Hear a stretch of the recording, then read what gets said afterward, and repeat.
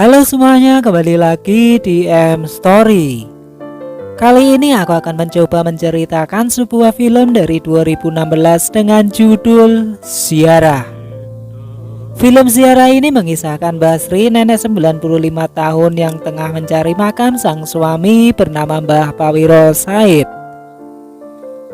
Alasan tak mengetahui makam sang suami yaitu karena suaminya tidak pernah pulang sejak pergi dan menghilang ketika terjadi aksi militer Belanda kedua saat masih muda dahulu. Suami Basri memang sengaja meminta izin untuk pergi demi membela tanah air yang kala itu memang masih dalam suasana perang merebut kemerdekaan. Namun hingga usia Basri sudah mulai sepuh, dirinya masih setia menunggu kepulangan suaminya. Dan seperti yang bisa diduga, suami pun tak kunjung pulang. Jadi di usia yang tidak muda lagi, Basri mempunyai keinginan mencari makam sang suami dengan alasan ingin berbakti kepada suaminya. Jadi apakah Basri bisa menemukan makam sang suami? Berikut ceritanya. Film dibuka nenek 95 tahun bernama Basri bersama cucunya bernama Kang Prapto. Basri mulai menceritakan tentang perasaannya ke Prapto bahwa malam itu mendengar suara dari langit tentang suaminya yang telah meninggal di medan perang dan memintanya untuk mengikhlaskannya. Semenjak saat itu Basri yakin kalau suaminya telah dikuburkan di makam pahlawan. Saat mendatangi makam, Basri mengirim doa, namun makam tersebut tidak tertulis nama suaminya. Beberapa hari kemudian, Basri melihat perempuan seusianya telah meninggal dan dimakamkan tepat di sebelah makam sang suami. Dari sinilah Basri pun berpikir demikian. Jadi saat itu juga Basri mencari makam sang suami berbekal informasi mulut ke mulut dan tanpa diketahui oleh cucunya, yakni Prapto. Prapto yang tidak tahu Basri pergi, ia bersama sang kekasih tengah merencanakan untuk pernikahan dan terlihat sedang mendatangi makam untuk meminta doa restu kedua orang tuanya yang telah lama meninggal. Tapi rencana Prapto harus ditunda dulu karena Basri keluarga satu-satunya yang ia punya pergi dari rumah tanpa pamit.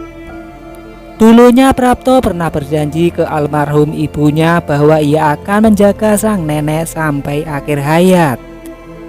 Ketika Basri saat berdiri di makam pahlawan, ternyata dirinya bertemu dengan salah satu pahlawan veteran bernama Mbah Rejo, yang mana dulu kala Mbah Rejo itu adalah teman suaminya waktu agresi militer Belanda II.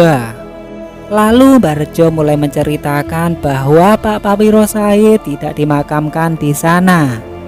Basri pun mengetahui fakta sebenarnya, ia pun menghela napas panjang.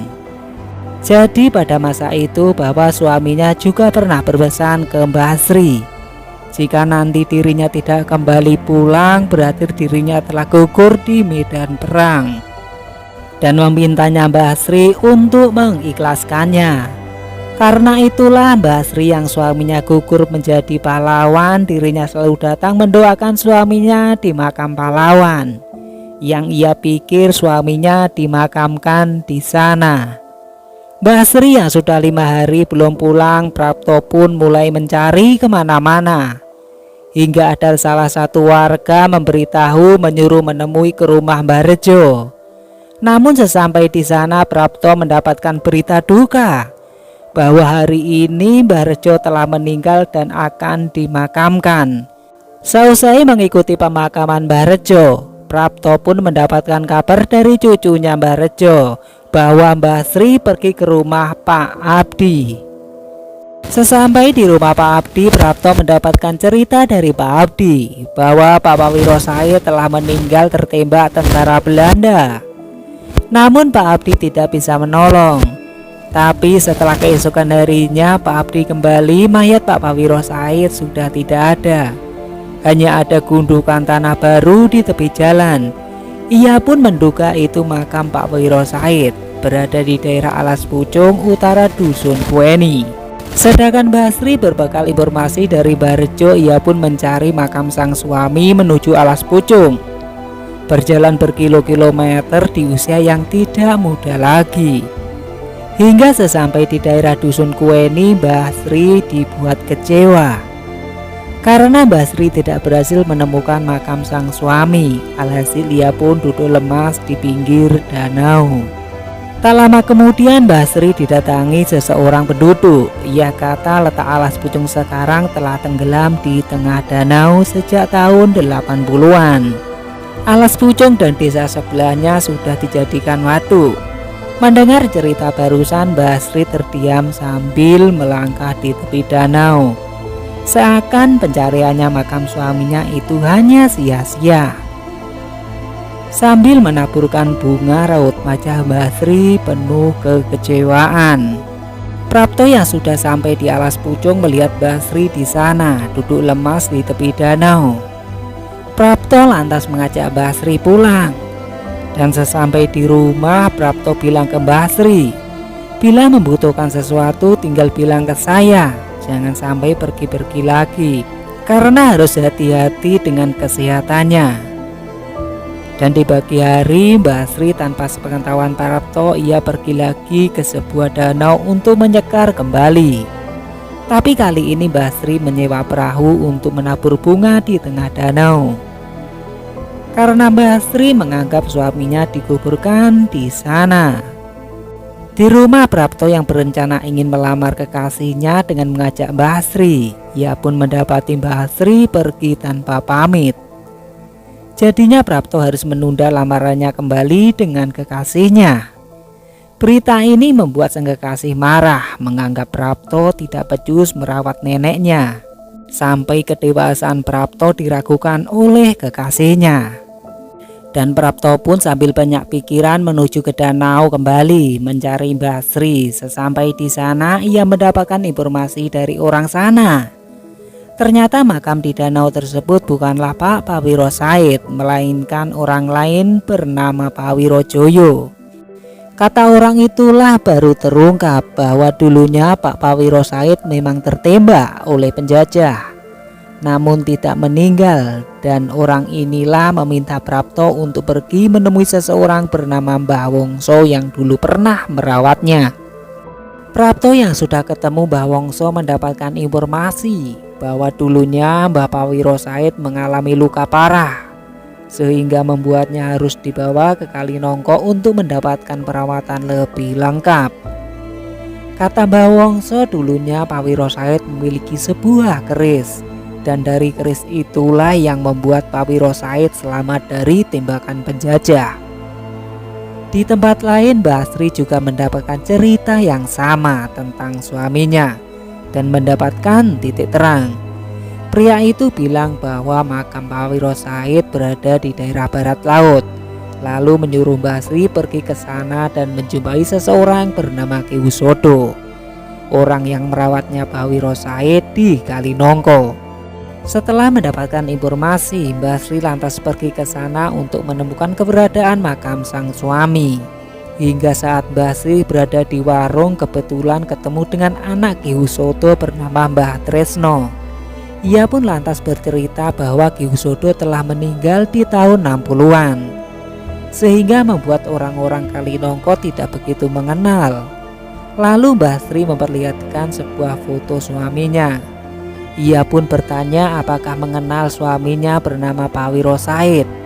Setelah melihat foto itu, Mbah Tresno mengenal dan dimakamkan di daerah Muktiloyo.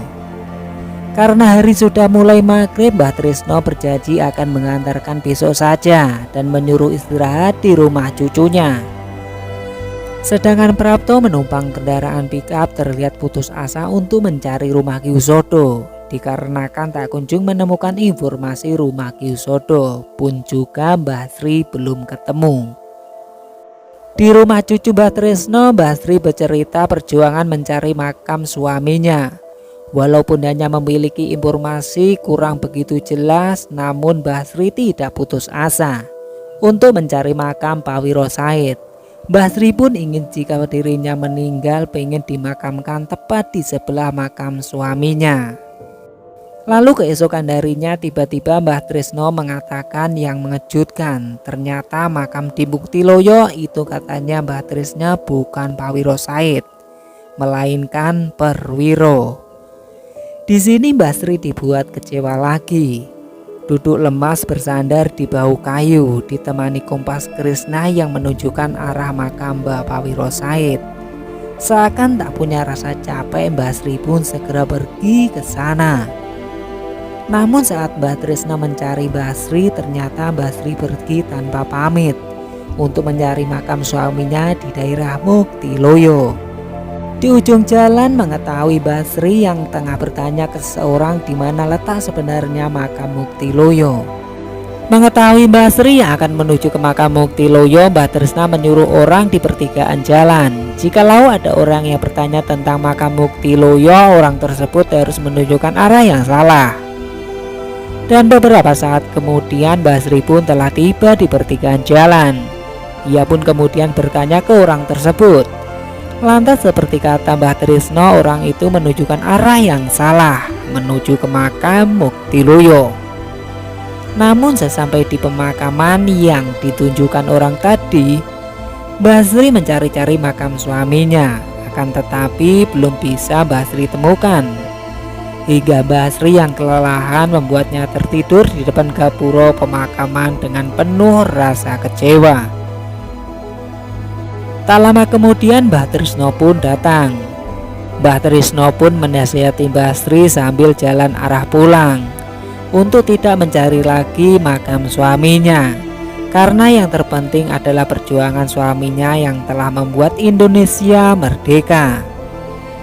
Dan keesokan harinya Mbah Sri diantar oleh orang suruhan Mbah Trisno menuju ke terminal untuk pulang ke rumahnya.